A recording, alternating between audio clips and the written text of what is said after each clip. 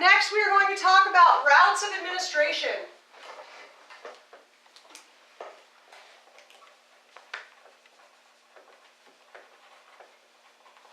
This is so much fun because I'll bet you never knew how many ways medication can be administered. Okay, medication is administered basically two ways. It either goes through the stomach, which is called enteral, or some other way, which is parenteral. Okay, so we have enteral through the stomach or through the digestive system.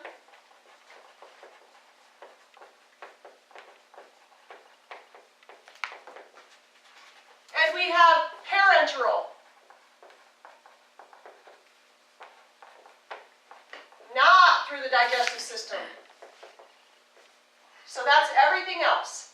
Now, all of the routes of administration that we're going to talk about from here on out fall into one of these two categories. It's either enteral or parenteral. Okay? This does not say parental. If you have to write an answer on a test or a quiz or something like that, this does not say parental. Parenteral. There's an extra couple letters in there. All right. So, enteral medications are often in a pill or a liquid form. Okay? They tend to be, so they come in a pill or a liquid.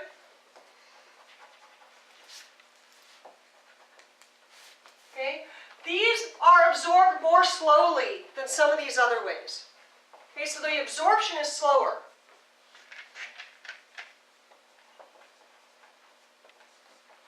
Because it has to be digested in order for it to work. Okay? There are some medications that actually have a coating on them that ensures that they make it through the stomach and into the small intestine before they start to release their medication. It's called an enteric coating. E-N-T-E-R-I-C. Okay? Some aspirins are advertised with enteric coatings because they're supposed to be more gentle for the stomach. All right? Okay. These are not commonly used in an emergency situation because they are so slow. The absorption process is so slow.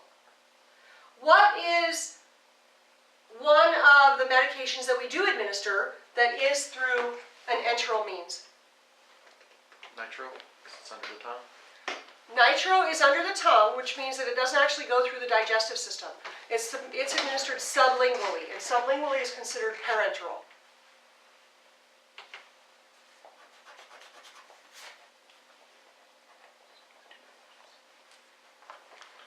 You were right on top of it with the medications. Keep tossing them out there.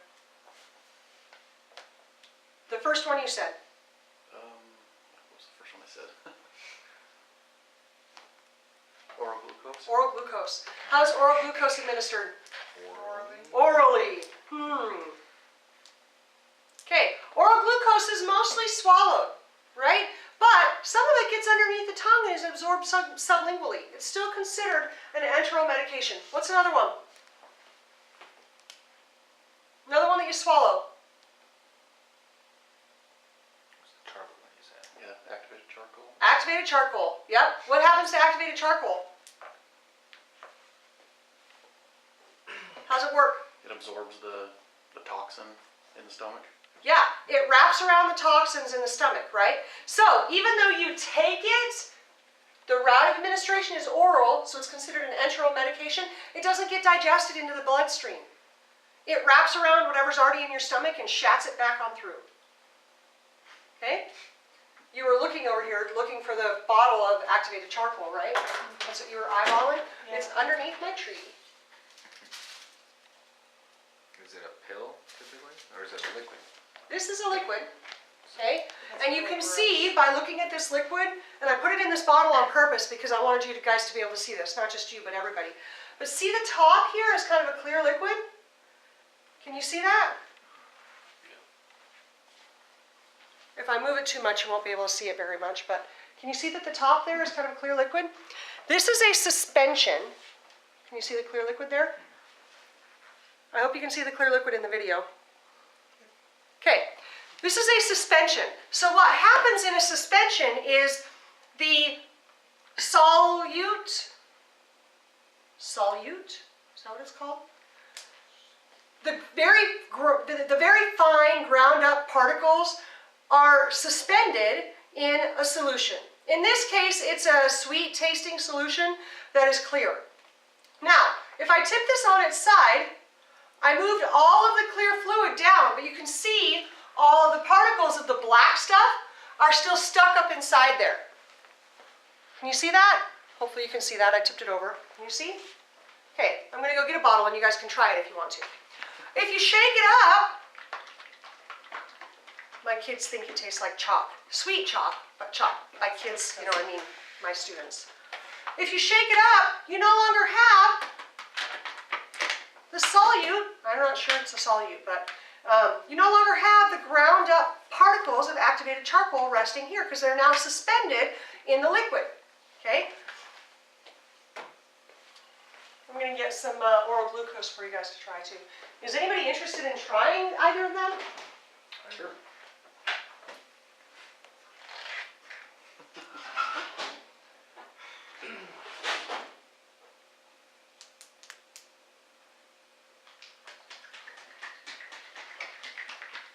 Okay. Oh, I want to. Will you keep shaking that, please?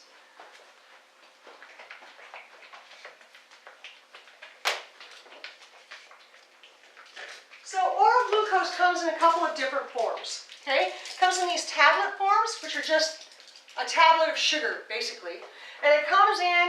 This is a gel. Okay, gel is like a suspension in that it's very thick, but it's unlike a suspension in that there's nothing suspended inside it. It's more of a solution where everything's all mixed in together. Make sense? Okay. Keep on going. All right. This is, oh, I hope that they could see this. Okay, that's a oral glucose gel. That's an oral glucose tablet. Which would you like to try?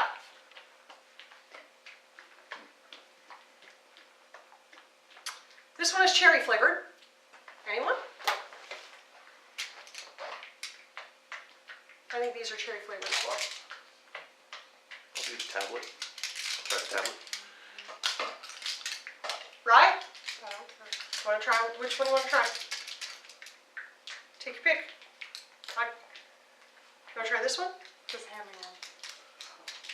Twist the top off of it. Twist the top off and stick your finger out. Put it on your finger. Get dusty some. On your tongue? Yeah, put it on your finger and then put it on your tongue. But I don't want her to just stick it straight in her mouth. Because then, you know, you might not want to share with her. Squeeze! It kind of looks like that. Looks like toothpaste, doesn't it? No, Like the- close-up The toothpaste. candy that came in a tube, like, Yeah, I remember that. and it came like green apple and. Oh yeah, keep going. There you go. Okay. Do you want gel or tablet? What do you think about the tablet? Not bad. Not bad? That was disgusting. What do you think, Dusty? Tastes like something. I don't know. It tastes like it's disgusting. It tastes like it's disgusting. Not bad.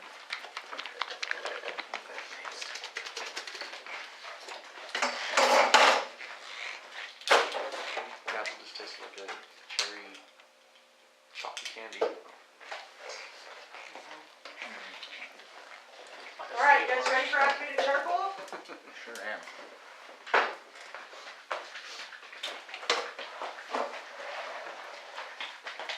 Okay, now remember that the activated charcoal is a suspension. So all of those little pieces of charcoal have been ground up really, really fine. Why would they grind up the charcoal? What good would it do?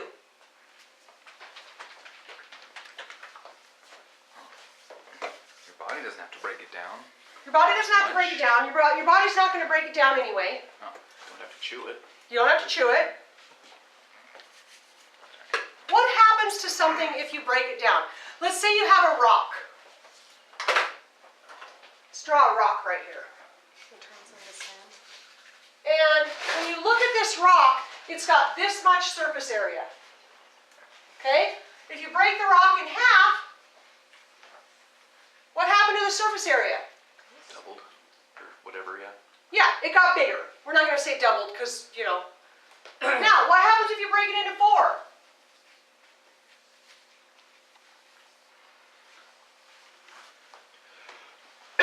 We now have more surface area, right?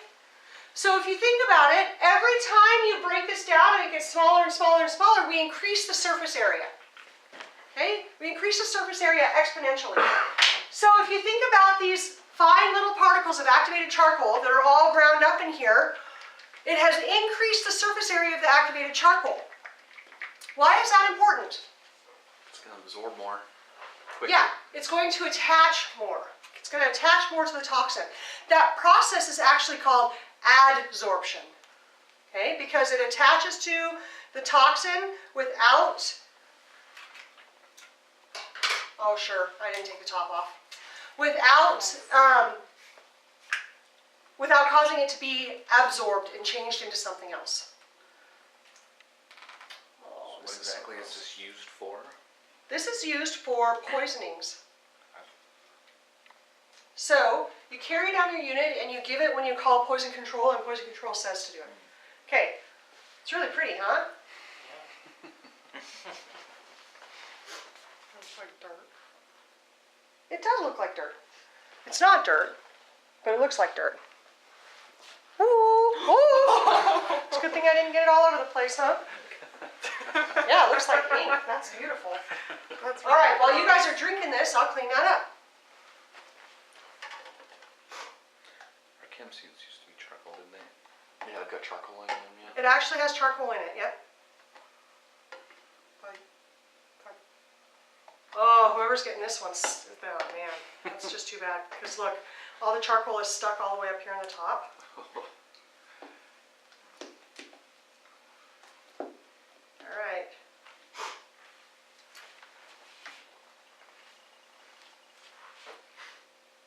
I'll take the real charcoal one.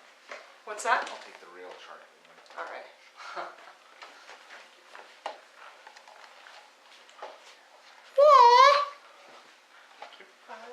All right, on 3. Can I take a photo?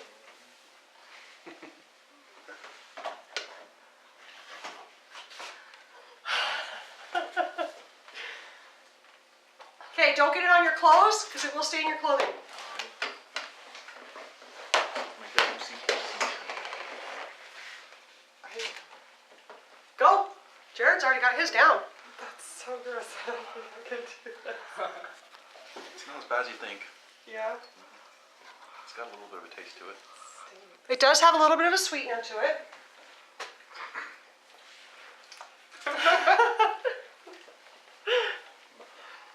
Feels like I just ate sand. What a day for you to come to class, huh?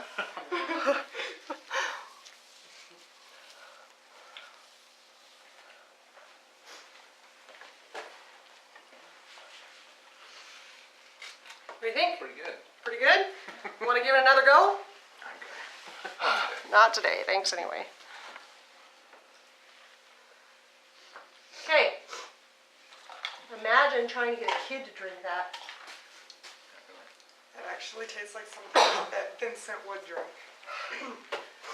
So, how many of you have seen Twilight? You know at the end when they put the blood in a white cup with a white lid so Bella can drink it without having to see it? That's how you administer this to kids. Put it in a white cup with a white lid and a straw so they don't have to see it. They can just drink it. Now, I dumped all of that out in there, but we didn't do a great job of shaking it up. Hold that. What's in the bottom of it? It's a lot. That's a lot, right? What's in the bottom of it? Don't spill it on yourself. Particles. Yeah, just the... Wow. Still a lot in the bottom there, right? There's no more suspension or no more solution for us to mix that up into. That's all charcoal there at the bottom. All right. When did we start this part of the lecture? I only ask because that really only records for a half hour, so. I don't think it's been a half hour. You don't think it's been a half hour? It should say on there. 15 minutes in. All right, sweet. Okay, so That's activated charcoal. It's administered through an enteral route. However, it's not absorbed into the digestive system because it binds to the toxin through a process called adsorption, not absorption, but adsorption, and then causes that toxin to flush through the body. Okay? Okay. Now, we're going to talk about the actual routes of administration. So, actually, first let's finish this. In a parenteral form, they're quite often in a liquid or a vapor, So like albuterol. like albuterol. Yep, that's considered parenteral. Okay, that's an inhaled medication. Okay, one of the first routes of administration that we're going to talk about is per rectum, or PR. So, is per rectum enteral or parenteral? Parenteral. Why? I don't think it goes through your digestive system. Is your rectum part of your digestive system? Last part. It's the last part of it. Okay, so is it considered enteral or parenteral?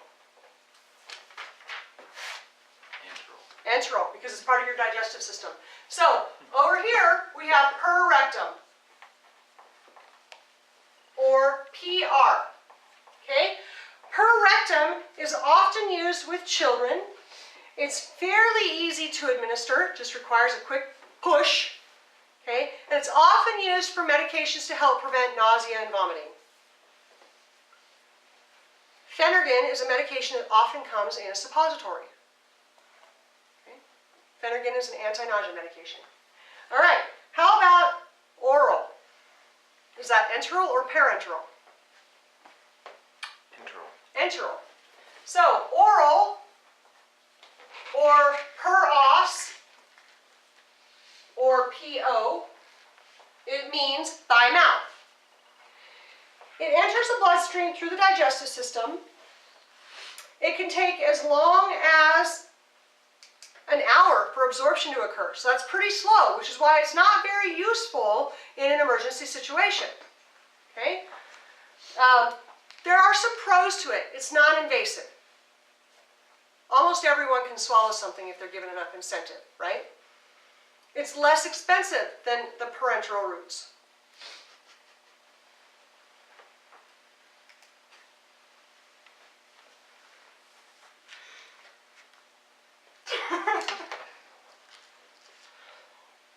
Okay, I'm good. What are some of the cons of oral? Well, you just said it takes a while for it to It takes a get long in the time, bloodstream. right? What else? Stomach acid breaks it down. Yeah, stomach acid breaks it down, which is actually okay, except that that breakdown causes the absorption to be unpredictable. Okay? That breakdown causes the absorption to be unpredictable, so that's not so good. There are some things called orally disintegrating tablets, or OTDs, which are still considered an oral medication, but you put them on the tongue where they break down. Zicam is a good example of that. You set it on your tongue and you leave it there until it breaks down, right? Okay, what about intravenous? Is it enteral or parenteral? Parenteral. Parenteral. Why? You're sticking it into the vein. It's not going through the digestive system. Yep, you're completely blowing off the digestive system altogether. Okay, so what does IV mean? It means, Jared, You're putting a needle in the vein. putting a needle in the vein. This is one of the fastest routes of medication administration. However, there's a drawback to this in that not all medications can be delivered via IV. Okay? Not all of them can. What about intraosseous? Enteral or parenteral? Parenteral. Parenteral. What is it? Enters into the bone.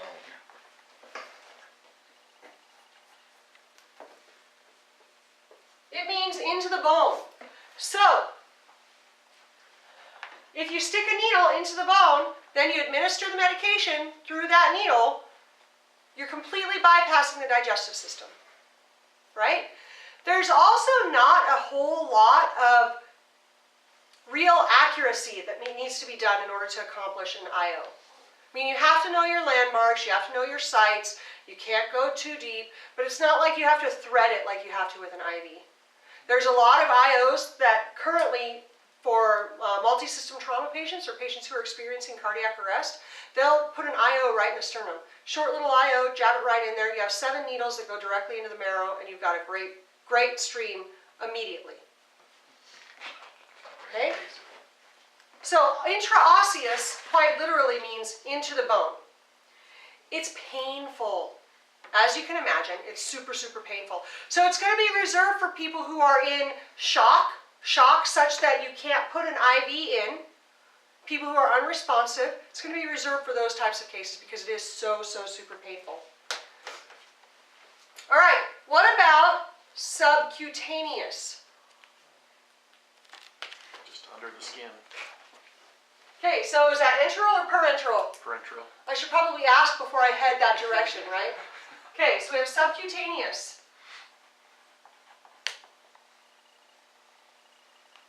There's a couple of different abbreviations for subcutaneous.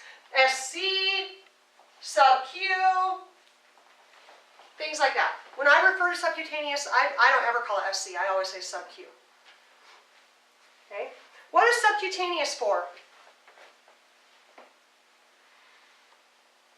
I know that's what they do the TB test with. That's how they do it. Put the little bubble. Would this be considered subcutaneous, or would it be? No. Probably, I don't know. It's deeper than a normal subcutaneous injection, that's for sure. Okay, subcutaneous is used for some types of insulin administration and for some types of epinephrine administration. The problem is that with sub-Q is that you're going down into the fatty layer that's just underneath the dermis, and that layer doesn't have a really great blood flow. So the absorption there is not good. It doesn't absorb as quickly as it would if you put it into an IV. Would Ferteo, like a Ferteo injection, be considered subcutaneous? I'm not sure. I don't know what medication that is or where it goes. All right. How about intramuscular? Parenteral. Parenteral, yeah.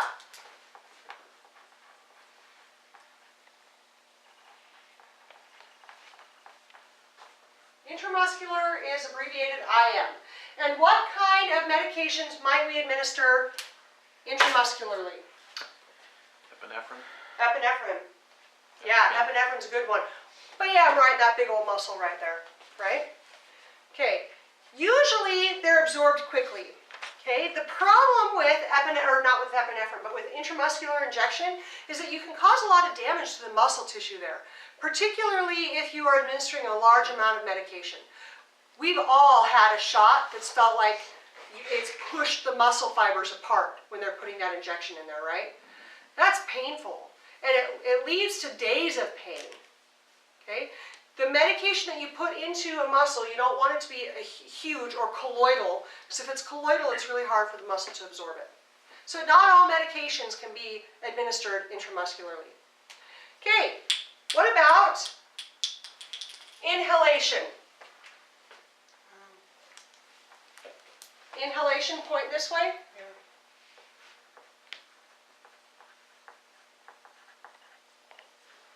Okay, inhalation. What kind of medications do we inhale? How does it work?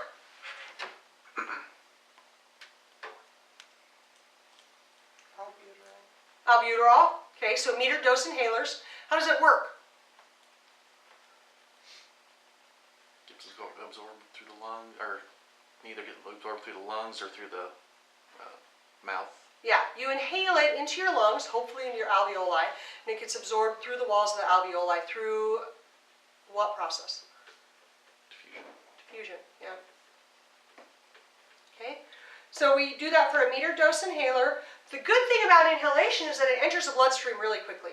Remember that at the alveolar wall and the capillary where they meet, that is so thin, it enters the bloodstream really, really quickly. All right, how about sublingual?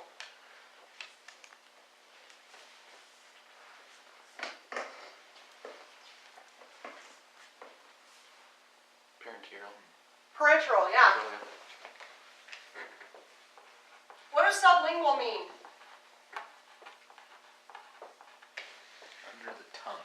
Yeah, it literally means under the tongue. Medical terminology 101 here, guys. Under tongue. What kind of medications do we put underneath the tongue? Nitroglycerin. Nitroglycerin. Nitroglycerin. Oh, and by the way, nitroglycerin. Okay? Okay, what is transcutaneous?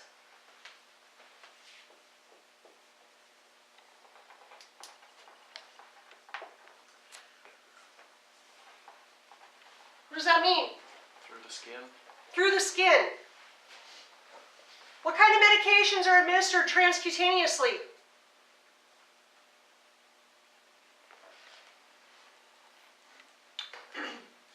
Nicoderm. Nicoderm, that's a good one.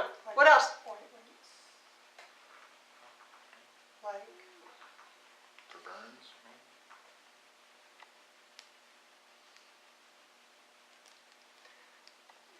Ointments are usually, yeah, I guess that could be. Okay. What other types of medications do we administer transcutaneously? We talked about Nicoderm, so a nicotine patch. With birth control. Birth control, yeah, that's a good one. What else? Nitroglycerin, yeah, nitroglycerin patches. All right, then the last one that we're going to talk about is intranasal.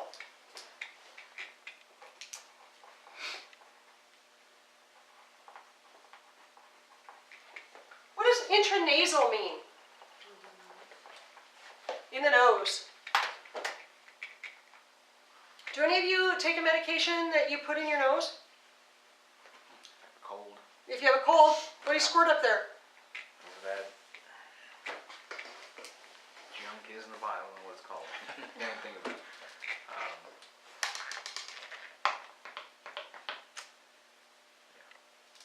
What is it called? Like Zicam or? Yeah, it could be.